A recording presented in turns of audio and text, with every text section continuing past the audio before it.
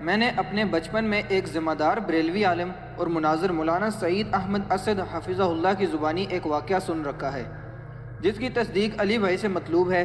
کیا یہ واقعہ درست ہے کہ سیدنا موسیٰ علیہ السلام جب مصر سے شام کے لیے نکلے تو اپنے ساتھ حضرت یوسف علیہ السلام کا جسم مبارک بھی قبر اقدس سے نکال کر ہجرت کو روانہ ہوئے تھے؟ پلیز وضاحت فرما دیں۔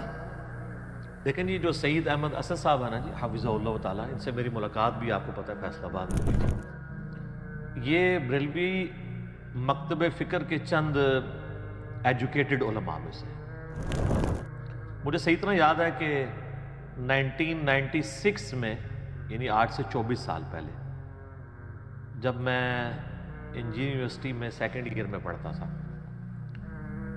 تو ویکینڈز پہ میں گھر آیا کرتا تھا، تو ان کی ایک میلاد کے موقع کے اوپر تقریر تھی۔ اس تقریر میں نے پہلی دفعہ شیخ ناصر الدین البانی رحمہ اللہ تعالیٰ کا نام ان کے منہ سے سنا تھا۔ میں خود بھی اس وقت کٹر بریلوی تھا، تو مجھے یاد ہے کہ سعید اسد صاحب اس وقت کہتے تھے، اس وقت داڑھی بھی ان کی کالی تھی، کہ اس وقت البانی صاحب بھی زندہ تھے۔ البانی صاحب فوت ہوئے 1999 تو کینسن اور سعودیہ ایک بیٹھے ہیں نا دا، ٹھیک ہے، تو حالانکہ وہ ان کا بھی کوئی نہیں ہے۔ آپ اس نے اہل بیت کی محبت میں جو احادیث جمع کی ہیں نا، تو میں نے آپ کو بتایا کہ عنقریب اس کو بھی یہ رافضی کہہ دیں گے۔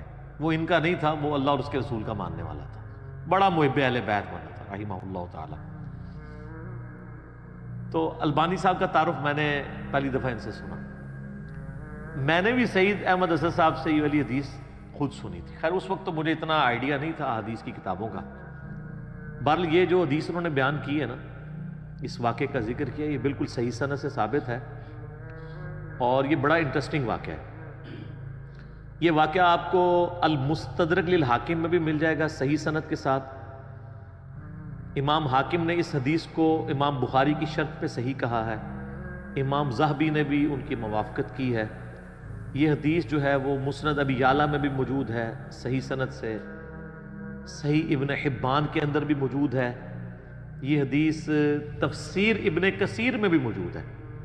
تفسیر ابن کثیر میں جو سورہ الشعراء کی آیت نمبر 52 ہے نا، حضرت موسیٰ علیہ السلام کے بارے میں آتا ہے نا کہ اللہ تعالیٰ فرماتا ہے کہ ہم نے ان کی طرف وحی کی تھی، وَأَوْحَيْنَا إِلَى مُوسَىٰ أَنْ أَسْرِ بِعِبَادِي إِنَّكُمْ مُتَّبَعُونَ، ہم نے موسیٰ کو وحی کی کہ تم راتوں رات میرے بندوں کو، وہ 6 لاکھ کے لشکر کو بنی اسرائیل کے یہاں سے لے کر نکل جاؤ، بے شک تمہارا پیچھا کیا جائے گا، یہ لوگ تمہارے پیچھے آئیں گے۔ وہ پیچھے آئے تو سمندر میں اللہ نے راستہ بنا دیا، بنی اسرائیل تو نکل گئے، اور اسی راستے میں جب فرعونی نکلنے لگے تو اللہ نے دونوں پارٹ ملا دیے، قرآن میں آتا ہے، تو تباہ و برباد کر دیا۔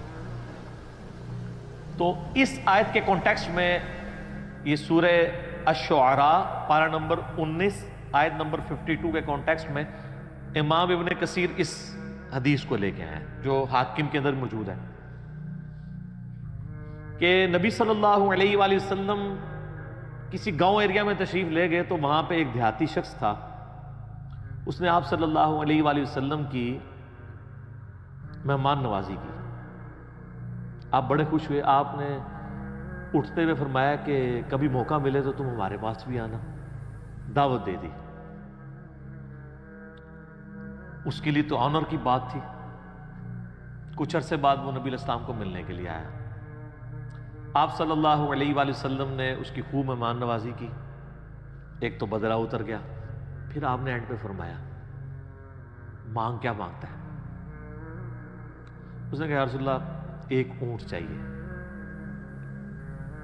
جس پہ میں اور میرے گھر والے سواری کر لیں، ہاں اس پہ کجاوا بھی ہونا چاہیے، یعنی اچھی سیٹیں لگی ہوئی ہوں، اور 2-4 بکریاں مل جائیں جن کا دودھ دو کہ میں اپنا اور اپنا فیملی کا سلسلہ چلا لوں۔ یار اس زمانے میں بس سبسسٹنس لیول پہ یہی لائف گزارنے کا ذریعہ ہوتا تھا۔ یہ آج کل تو ہم جو لائف گزار رہے ہیں نا، یہ اس وقت کا امیر آدمی بھی نہیں تھا گزار سکتا۔ گندم کے دانے، سال کے دانے پورے ہو جائیں، دودھ کے لیے بھیڑ بکری رکھی ہیں، اللہ اللہ خیر صلی اللہ، اور کوئی کام ہی نہیں ہے۔ یہ جو آسائشیں ہیں ان کی وجہ سے ہمارے لیے مصیبت کھڑی ہوگی۔ ایک اونٹ اور چند بکریاں مانگی، اور کس سے مانگ رہا ہے؟ اللہ کے نبی سے، جن سے آپ کچھ بھی مانگ سکتے ہیں وہ اللہ سے لے کے دے سکتے ہیں۔ تو نبی اسلام فرمایا اوے تجھ سے تو وہ بنی اسرائیل کی بڑھی اچھی رہ گئی ہے جس نے موسیٰ علیہ السلام سے تو اس سے بہت بڑی چیز مانگ لی تھی. صحابہ نے کہا یا رسول اللہ وہ بڑھیا کا کیا قصہ ہے؟ تو آپ فرمایا کہ ہوا یوں کہ جب بنی اسرائیل مصر سے نکلے شام جانے کے لیے موسیٰ علیہ السلام کے ساتھ، تو وہ راستہ بھول گئے. تو حضرت موسیٰ علیہ السلام نے جو بنی اسرائیل کے علماء تھے نا ان کو بلایا، ان سے مشورہ کیا جائے کہ یہ مسئلہ کیا ہے. تو انہوں نے پھر بتایا کہ حضرت بات یہ ہے کہ حضرت یوسف علیہ السلام، حضرت یوسف علیہ السلام کی نسل سے تھے نا، آگے بنی اسرائیل میں سے تھے نا حضرت موسیٰ علیہ السلام. ان دونوں کے درمیان آلموسٹ 1400 سال کا فاصلہ ہے، حضرت یوسف اور حضرت موسیٰ علیہ السلام کے درمیان. تو حضرت موسیٰ علیہ السلام کو انہوں نے کہا کہ جب حضرت یوسف علیہ السلام کی موت کا وقت قریب آیا تھا نا، تو انہوں نے بنی اسرائیل سے ایک عہد لیا تھا کہ جب کبھی بھی تم واپس ملک شام گئے نا، کیونکہ اصل ان کا وطن تو شام تھا، وہ تو حضرت یوسف علیہ السلام سورہ یوسف میں آتا ہے نا کہ بکھ کے وہاں تک پہنچے، پھر اللہ نے وہاں ان کو مرتبہ دیا تو بنی اسرائیل وہاں پہ شفٹ ہو گئے. لیکن یاد تو اپنے وطن کی ستاتی تھی. ان کو یہ بھی پتا تھا کہ اللہ نے وحی کے ذریعے بتایا ہوگا کہ الٹیمیٹلی آپ ابراہیمی مسکن کی طرف دوبارہ جائیں گے. تو انہوں نے یاد لیا تھا کہ جب تم لوگ یہاں سے شفٹ کرو نا تو میری لاش بھی قبر سے نکال کے لے جانا، مجھے وہاں پہ یروشلم میں دفن کرنا ہے جو میرا آبائی جگہ ہے. حضرت موسیٰ علیہ السلام نے کہا او ہو یہ تو پھر ہمیں راستہ نہیں ملے گا، یوسف علیہ السلام کو اتنال کرنا پڑا ہے کیونکہ اللہ کی طرف سے ہو رہا تھا. ان کا اچھا ٹھیک ہے جی بتاؤ قبر کی طرف. ان کا جی قبر بھی نہیں پتا ہمیں، کیونکہ اس زمانے میں مزار نہیں ہوتے تھے.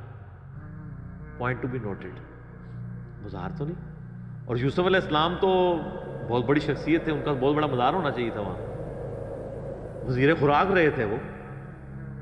انہوں نے کہا جی ایک بڑھیا ہے جس کو قبر کا ایڈریس پتا ہے، لیکن وہ کہتی ہے کہ موسیٰ کو میرے پاس خود بھیجو، میں اس کے ساتھ نیگوشیشن کروں گی تو جگہ بتاؤں گی قبر کی. حضرت موسیٰ علیہ السلام نے کہا ٹھیک ہے بات کر لیتے ہیں.